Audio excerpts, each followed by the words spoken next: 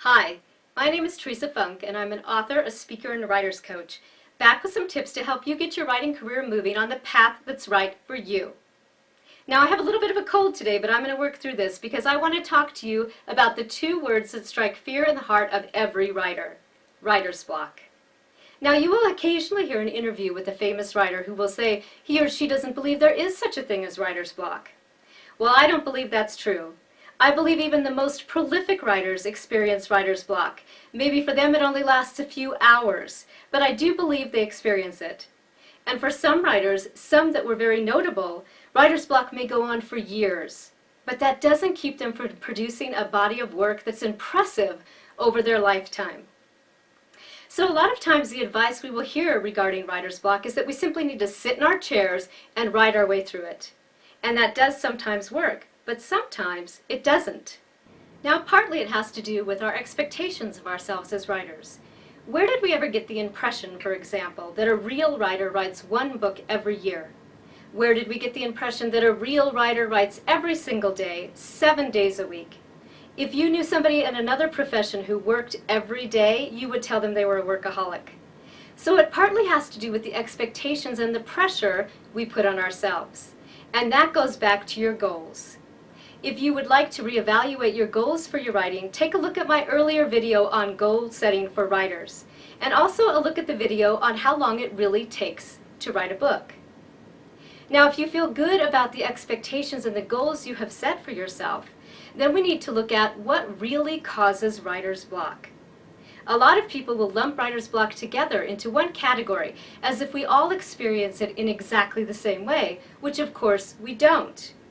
In fact, I have identified 7 different types of writer's block, and I would like to go over them with you now so that you can identify which one is affecting you and figure out how to best address it. Now, the first type of block is what I would call a story block. This is when there is something fundamentally wrong with the story itself. Now, if that is the case, why would you want to rush your way through that block? Why would you want to continue down a path that's clearly not working? A lot of times, story blocks come from one of two things. Either you haven't properly figured out your protagonist's motivation and what drives him through the story, or you didn't build enough conflict into the beginning of your story and you've stalled out in the middle. But it could also have to do with any other aspect of your story development. In this case, I would recommend that you step back, that you go back to your outline and make sure that you are still following the path that you believe is best for your story. You may need to go back to the original idea for the story and make sure that it's strong enough to sustain an entire book. Maybe you need to go back to your research. You might be missing an important piece of research that would actually help you form some plot ideas and move your story forward. You might want to try mind mapping or some other creative technique that's going to allow you to do some out-of-the-box thinking to take you to places in your story that you haven't considered yet. And the last thing you might want to do is brainstorming. In this case, you want to find a trusted friend or hire a writer's coach like me to do a brainstorming session. I've found brainstorming to be extremely helpful to a lot of my clients, especially in the areas of character development and plot. The second type of writer's block would be what I would call a skills block. That is when you are lacking the skills that you need to handle a story as big as the one that you have created. Now, this is never a comment on your ability. We call it a writer's journey after all, and every journey includes a lot of learning along the way. It could be that you need to step back and improve your skills in certain areas of writing in order to tackle a story that really works for you. The third type of writer's block is what I call a passion block.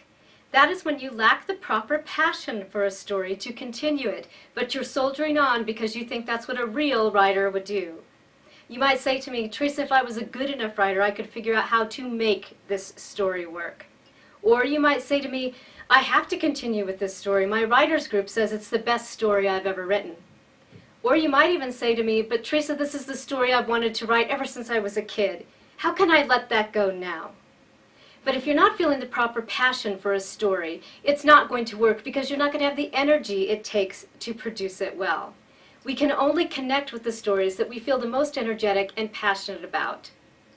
So it's like I always tell my children, there is no such thing as a wasted experience. Even if you don't finish a story, you have learned something from the process of trying to write it, about yourself as a writer, or about your skills, or about the kind of story that you want to write. Now, this is not to say that you won't come back to that story at a later time if the passion returns for it. Quite often what will also happen is that we will take a piece or part of that story that we did like and work it into something else that we are writing. But even if you do give up on that story and never come back to it, know that you're not alone. All writers have a box of stories that we never finished, and that's not a bad thing. The most important thing is that you maintain your passion towards a story, and once it slips, let that story go. The fourth type of block is what I would call a direction block, or maybe a structure block. Now, this type of block takes a lot of strength and determination to get through. It could be that there's something wrong with the entire formatting of the book. Now, sometimes that will come as a surprise to you when someone points it out, but quite often we already know at some level that that's what's wrong with our book. But it's so intimidating to think of a massive rewrite, to think of starting over in a whole new place. Well, that's exactly what happened to me with my second book, Dancing in Combat Boots. It started out as an oral history collection, a non-fiction book. But my agent felt that we would have a better chance selling it if I rewrote the book entirely. Now, he didn't give me any direction as to how I should do that, and I was completely lost. To be honest with you, that was my lowest moment as a writer, and I very nearly gave up on that entire project. Then I landed on the idea of rewriting each of the oral history interviews as a short story. Now, it took me 2 years to do that, but once I landed on that new direction for the book and I felt like I was on the right track, I came to it with a new enthusiasm that allowed me to complete the story, and I'm extremely happy with the way that book turned out. So have the courage to look at your book from a structural point of view and say, the entire thing may need a massive rewrite. And trust me that you can do that, and it will be better off in the end. And your passion for the story will return once you feel you are on better footing, which will enable you to continue through the journey of completing that book. The fifth type of block is what I would call a boredom block. And this one strikes even the most advanced writers. This is when maybe you have become tired of the type of story you've been working on, the genre you've been working within. Or maybe you're tired of the series that you've been writing, or you're tired of being pigeonholed as a certain type of writer and you want to try something new. Well, this is when you should give yourself permission to break out of your usual genre and write something completely different. If you've always written for adults, for example, try writing something for children and see if that reinvigorates you. If you've always written fiction, try writing nonfiction, and you will find that you're going to learn some valuable skills around structure and control. Try writing poetry, and you'll learn some skills about imagery and word choice. In other words, break out of your usual mold and try something that's going to give you some spontaneity and allow you to explore some different areas of writing. The sixth type of block is actually one of the most difficult and one of the most common. This is what I call a psychological block, and you need to stop and figure out what is psychologically hanging you up in order to get past this. Now, maybe you had structured your story based on something that really happened to you in real life, and you're having a hard time getting away from the actual facts in order to let your story fly. Maybe your story was based on something that is currently in the news and now doesn't seem appropriate to write. Or another book came out similar to yours and you're afraid the market can't bear two books, and you let that fear keep you from continuing. Maybe it's something that your writers group told you, a criticism that is hanging you up. Maybe you've had a tragedy in your life recently and you figured that writing would help you deal with that tragedy, but really what you need to do is take some time to get over that grief. It could be even that you are feeling some guilt about the time you are taking for your writing. You feel like it's taking you away from things that are more important. Whatever your psychological issue is, you need to own it. Don't belittle it. It's very real, and it is not a criticism of you. We all go through these psychological experiences, and we need to figure out how best to get through them. But you need to find that place where you feel confident in your work again. So get the support you need to get through this. And if you need to, take a break from the project so that you can come back to it when you are in a clear frame of mind. The last type of block is actually probably one of the most frightening. This one I would call an ideas block. This is when the ideas simply fail to flow. No matter how often we try to use our imagination, as we were told as children, we just can't come up with a new idea for a story. Well, it may be that you need to look outside of your own mind and look for inspiration in something that's going on currently in the world. In a book that might inspire you or give you ideas, in a song on the radio, in something you overhear in a coffee shop. Anything that's going to get those ideas generating again is a good thing. Now in this type of block, this is where we're often told, just sit down and write down whatever comes to mind. And sometimes that really does work. The action of just writing something gets us back into the flow of our work. But other times, it is our mind's way of telling us that we need a break, that maybe we're feeling a little overburdened by our project. Now think about how you feel at work when you're overburdened. What do? You take a vacation, right? You go experience new sights, sounds, and smells that stimulate your senses and give you energy again. Well, maybe that's what you need to do with your writing. Go have an adventure. Try something new. Get away from writing for a while and see if you can get some excitement back to bring back to the table with you. Take a little bit of a break to experience life and see if that helps you come back to your writing. Now, if you're afraid that you've worked really hard to set up a writing schedule and you don't want to lose that, then what you might want to do is take your break within your schedule. Use that time to read some great books on writing, or to read really good books written in your genre. Learn from the masters and pick up inspiration by reading really good books. That can also help you get past this type of block.